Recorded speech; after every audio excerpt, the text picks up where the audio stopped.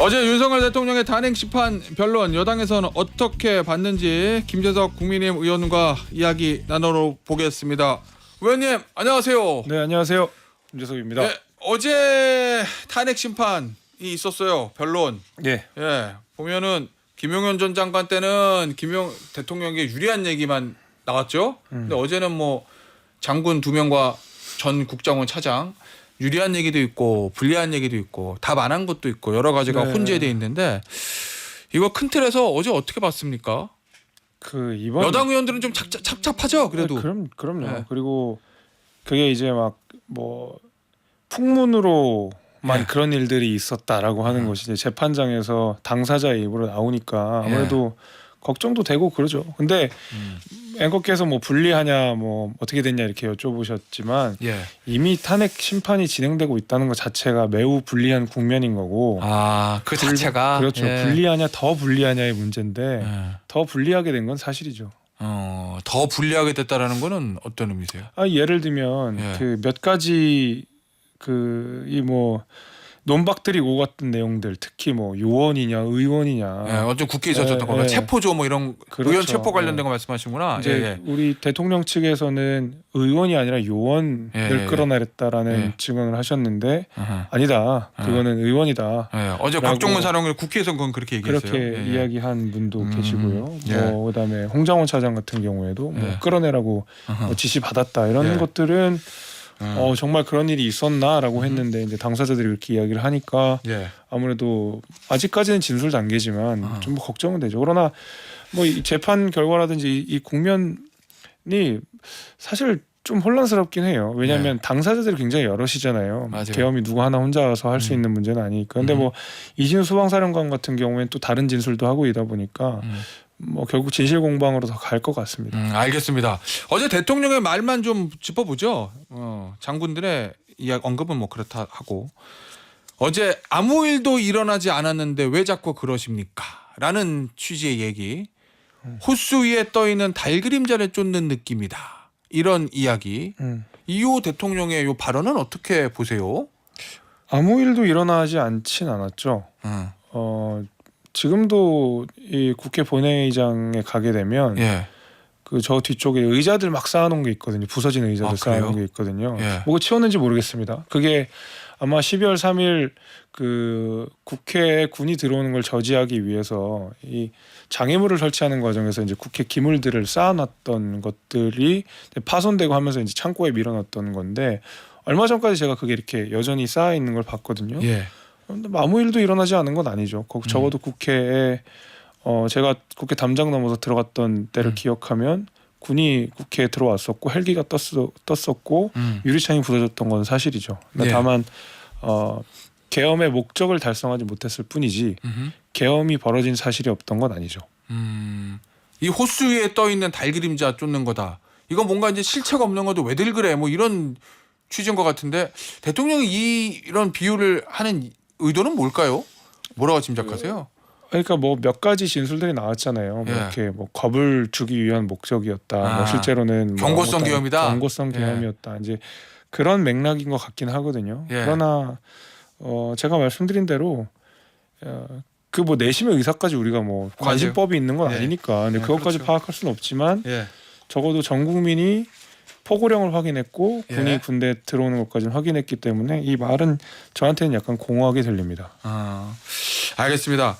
어제 이제 요거 하나만 마저 짚어볼게요. 내란 국조특위가 국회에서 있었어요. 근데 보니까 국민의힘 의원들의 주 질의 대상이 선관위 사무총장을 상대로 부정선거 의혹 관련한 질의들을 많이 하더라고요. 뭔가 전략을 그렇게 잡은 거 아닌가 싶기도 하고 그 판단, 그 방향은 어떻게 평가하십니까?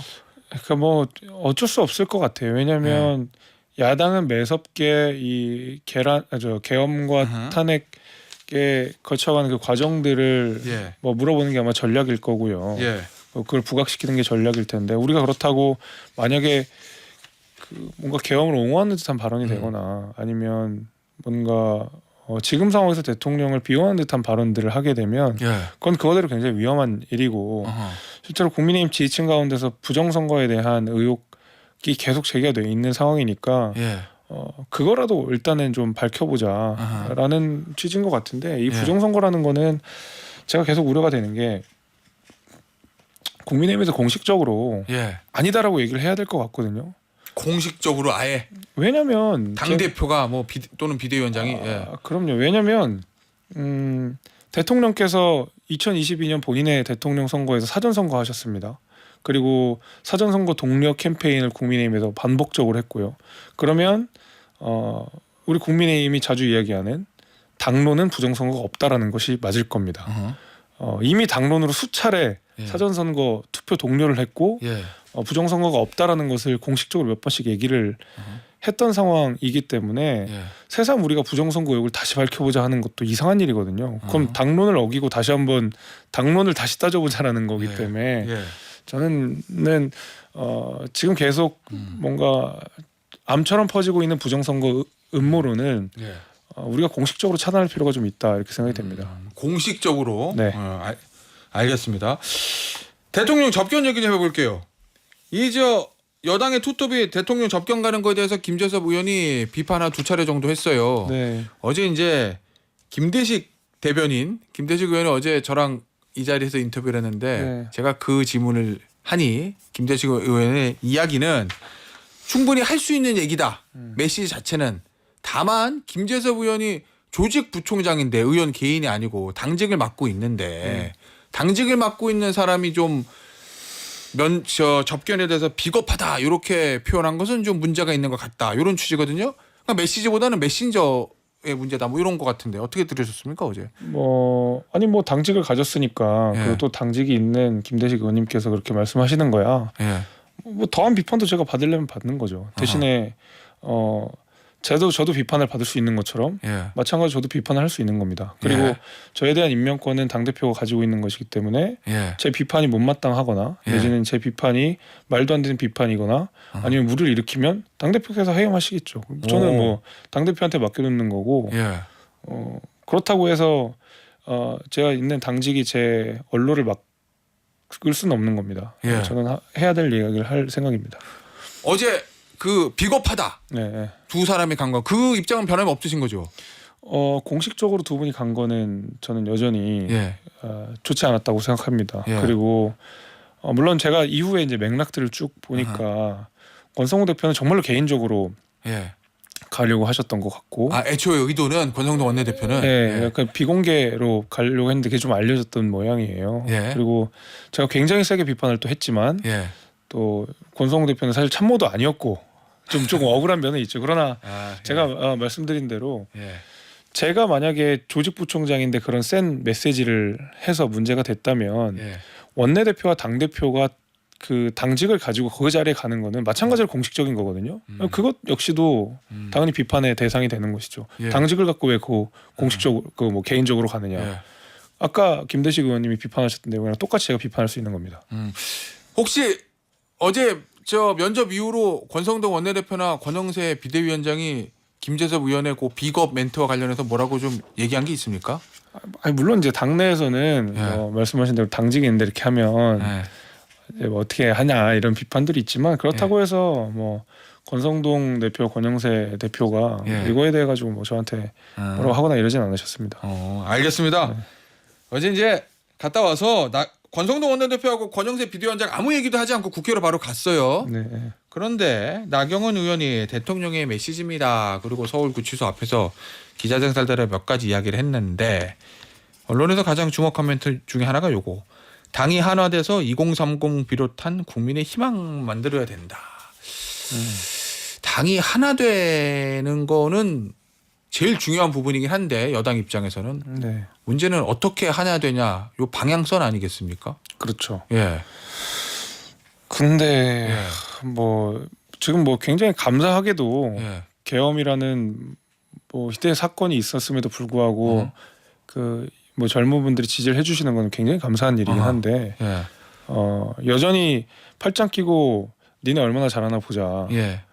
당신들 얼만큼 지금 이 말 그대로 계엄에 대해 사과하고 집권 여당으로서 모습을 보여줄 수 있는지 보자. 내지는 난 당신들 이제 못 찍겠다라는 2030도 많습니다. 그러니까 우리가 광장에 나가신 분들을 2030의 전부라고 착각하면 그거는 잘못되는 거거든요. 왜냐하면 저도 2020년에 그 국회의원 선거 치렀지만 2019년도 뭐 2018년도에 황교안 대표가 광화문에 나와서 그 인파들 모인 거 생각해 보세요. 그 조국 당시에 수호한다면 서초동에서 모인 인파 생각해 보세요. 그게 선거에 도움이 되나요?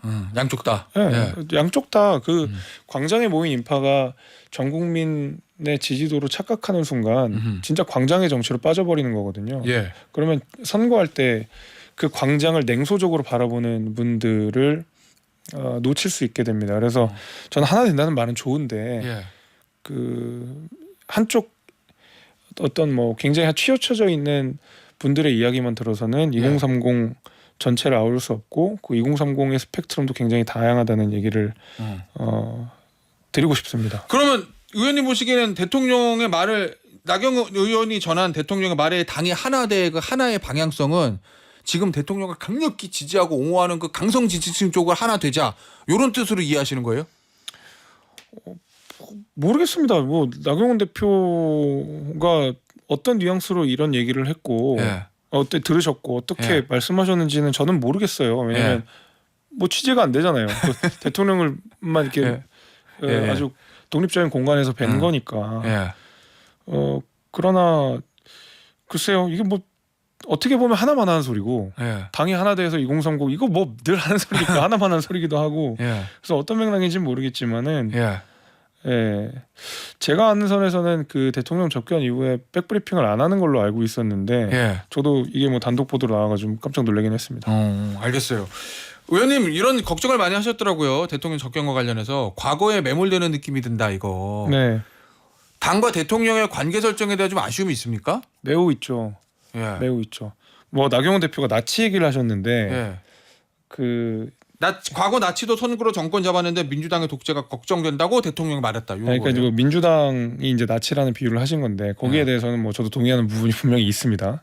그러나 나치의 교훈은 사실은 그런 게 아니라 이제 1945년에 2차 대전이 끝나고 나서 이제 나치가 패망하고 나서 그 보수 정당이 다시는 집권을 못할 줄 알았는데 한 2, 3년 만에 다시 집권을 하거든요. 그러니까 보수라는 말을 이제는 쓸 수가 없게 되고 기민당을 만들었죠. 아데나우어 기민당을 만들면서 와 다시는 보수 정당에 투표하지 않을 것 같은 국민들이 보수 정당에 투표하게 된 계기가 있거든요. 그 정말 뼈를 깎는 쇄신을 당시에 많은 보수 진영 정치인들이 했는데 오히려 저는 그런 식으로 나아가는 게 교훈인 거죠. 그러니까 나치와 확실하게 결별하고 정말 집권 여당이고 독일을 안정시킬 수 있는 세력으로서의 보수당을 보여주는 게 사실은 지금 우리가 새겨야 되는 나치의 교훈이라고 생각하거든요. 오히려 역으로.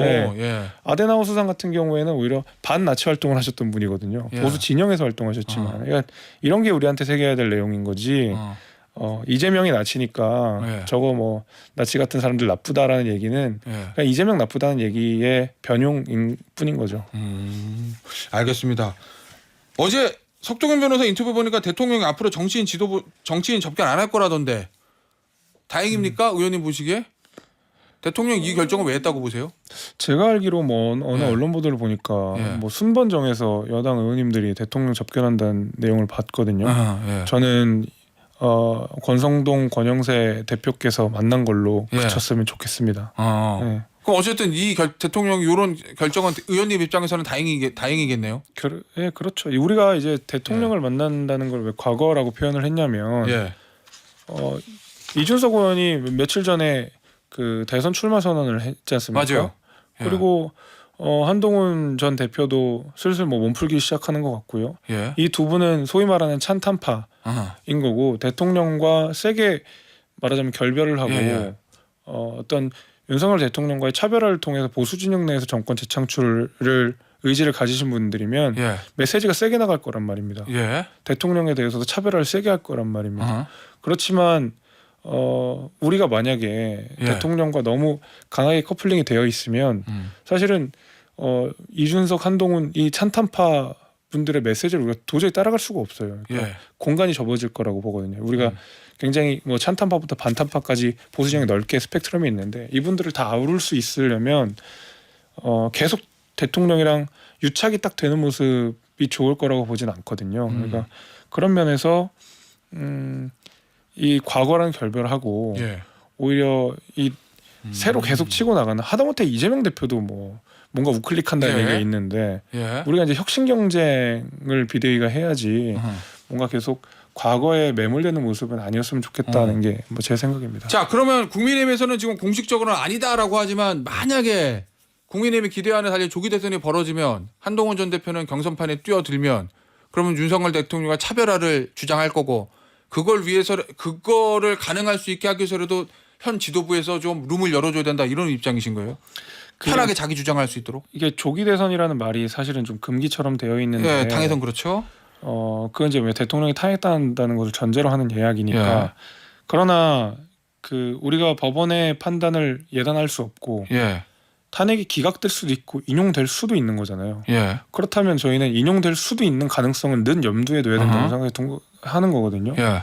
그래서 그것이 오히려 더 옳은 방향 아니겠습니까? 그러니까 우리가 무슨 기각이 안 된다는 얘기가 아니라 기각될 수 있고 인용될 수 있으면 당연히 인용될 수 있는 가능성 중에 하나를 뭐 그렇죠.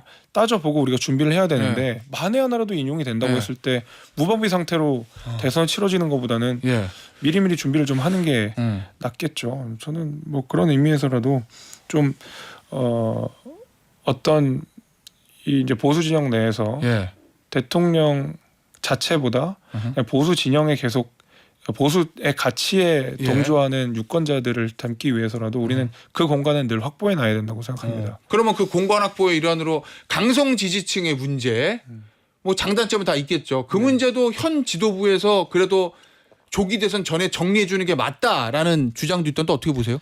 그 강성 지지층이라는 분들이 이제 내세우는 것들이 제가 동의할 수 있는 것도 있고 동의하지 못하는 것들이 있는데 대표적으로 동의하지 못하는 것들이 얼마 전에 서부지법 폭력 사태 맞아요. 이런 거는 우리가 요만큼도 옹호해서는 안 된다고 생각하고 전 더 나아가서 이런 폭력 사태를 용인하거나 내지는 비호하는 의원들에 대해서는 윤리에 제소해서 징계해야 된다고 생각합니다. 이런 거는 우리가 단호하게 강성 지지층의 말을 들어줄 필요가 없는 거죠. 그리고 앞서 말씀드린 부정선거 담론 이거는 그냥 선거 시스템 자체를 못 믿게 하는 거고 민주주의 축을 붕괴시키는 일이기 때문에 그리고 정치에 대한 너무 과도한 불신을 일으키기 때문에 이런 거는 강성 지지층이 주장하는 바 중에서도 이런 그다음에 내지는 계엄을 옹호한다든지 이 세 가지는 우리가 제가 동의할 수 없고 여기는 당 지도부 차원에서 끊어주는 게 맞지 않나 생각합니다. 알겠습니다. 자, 마지막 질문인데 앞서 이준석 의원도 얘기하셨으니까 개혁신당으로 대선 출마합니다.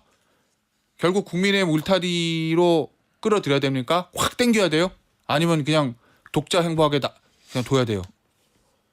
이준석 대표 입장에서 보면 개고기를 또 팔아야 되는 건데 그렇게 되면 아니면 내지는 또 다른 내가 2번 개고기가 되는 건데 그거 뭐 동의하시겠습니까? 그리고 이준석 대표가 지금 같이 가는 지금 상황은 뭐 국민의힘에게도 이준석 의원에게도 그렇게 좋은 상황은 아닐 거라고 봅니다.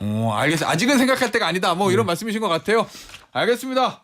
오늘 인터뷰 여기서 마무리하도록 할게요. 국민의힘의 김재섭 의원이었습니다. 의원님 감사합니다. 네, 감사합니다.